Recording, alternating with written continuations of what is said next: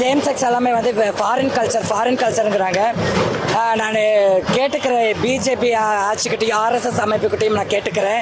உங்களுடைய எத்தனை கடவுள்கள் கே கடவுள்கள் இருக்கிறாங்க, உங்களுடைய எத்தனை கடவுள்கள் பைசெக்சுவல் கடவுள் இருக்கிறாங்க, உங்களுடைய எத்தனை கடவுள்கள் வந்து நான் பைனரி டிரான்ஸ்பர்சன் கடவுளாக இருக்கிறாங்கன்னு உங்களுக்கு தெரியுமா?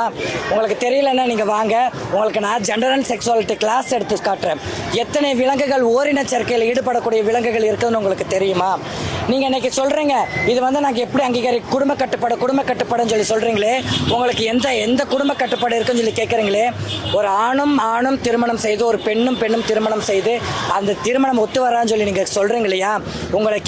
உங்களை எதிர்த்து இந்த சமூகத்தை பார்த்து நான் ஒரு கேள்வி கேட்குறேன். எத்தனை வீடுகளில், இந்த சமூகத்தில் எத்தனை இடங்களில் ஒரு ஆணும் பெண்ணும் கல்யாணம் பண்ணி நான் வந்து எனக்கு உன் வாழ்க்கை பிடிக்கல, எனக்கு உங்க கூட வாழ ஒத்து வரான்னு சொல்லி எத்தனை பேர் டைவர்ஸ் கேட்டு வர்றாங்க? அப்போ உங்களுடைய அந்த ஆணாதிக்கத்தனம் எங்கே போச்சு? இந்த சமூகத்தில் குறிப்பிட்ட மக்கள்கிட்ட இருந்து இரண்டு வகையாக பிரிக்கப்பட்டு இருக்குது ஆணாதிக்கம். ஒன்று ஹெட்ரோசெக்சுவல் மக்கள்கிட்ட இருந்து வரக்கூடிய ஒரு ஆணாதிக்கம், அதாவது ஹெட்ரோசெக்சுவல் வந்து ஒரு ஆம்பளைனா இப்படி தான் இருக்கணும். டிரான்ஸ் மக்கள்கிட்ட இருந்து ஒரு ஆம்பளைத்தனம் இருக்குது, அதாவது டிரான்ஸ் மக்கள் என்ன சொல்கிறேன்னா ஒரு ஆம்பளை இப்படியெல்லாம் இருக்கணுங்கிற மாதிரி ஒரு பாகுபாடுகள் வைக்கிறாங்க. நான் சொல்கிறேன், இந்த உலகத்தில் இந்த சமுதாயத்தில் ஆம்பளைன்னு சொன்னால் போதும். ஒரு ஆம்பளைக்கு எந்த ஒரு விதமான உடம்போ அல்லது உடையோ அல்லது அவங்களுக்கான ஒரு ஜுவல்ஸோ எந்த ஒரு ஆக்சசரிஸுமே வந்து ஒரு ஆம்பளை வந்து இவங்க ஆம்பளைன்னு சொல்லி காட்டாது. ஆம்பளை அப்படிங்கிற ஒரு திமிரங்க உடைக்கணும், ஆணாதிக்கம் அப்படிங்கிற ஒரு திமிரை உடைக்கணும்னு வேண்டிக்கிறேன்.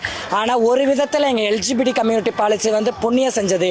ஏன்னா இந்த ஆணாதிக்க சமூகம் கொடுக்கக்கூடிய ஒட்டுமொத்த சமூகமும் பெண்களுக்கு அடிமையாக கொடுக்கக்கூடிய பெண்ணடிமைத்தனமும் ஆணாதிக்கம் நிறைந்த சமூகத்தில் இதெல்லாம் அடித்து உடைச்சி நாங்கள் வந்து எந்த ஒரு கட்டமைப்புகளுக்கும் கிடையாது, எங்களுக்கு எந்த ஒரு ஆணாதிக்கமும் கிடையாதுன்னு சொல்லி நாங்கள் சுதந்திரமாக நடைபோட்டுக்கிட்டு இருக்கிறோம். இன்னும் நடைபெறுவோம். எங்களுடைய ஒவ்வொரு வருட பேரணியும் 1000 பதாகைகளை ஏந்தி அத்தனை அரசுகளையும் நாங்கள் எதிர்த்து போராடக்கூடிய அளவுக்கு எங்களுக்கு சிந்தனை திறனும் படிப்பறிவும் எங்களுடைய தோள்களில் வலுவும் இருக்குது. அதை கேட்கறதுக்கும் அதை நிறைவேற்றுறதுக்கும் யாருடைய தயவு ஜாட்சியும் இல்லாமல் சுயமாக முடிவெடுக்கிறதுக்கும் உனக்கு திராணி இருக்குதான்னு சொல்லி இந்த அரசாங்கத்துக்கிட்ட நான் கேள்வி கேட்குறேன். ஹெட்ரோசெக்சுவல் மக்கள்கிட்ட இருந்து வரக்கூடிய ஒரு ஆணாதிக்கம், அதாவது ஹெட்ரோசெக்சுவல் வந்து ஒரு ஆம்பளைனா இப்படி தான் இருக்கணும்.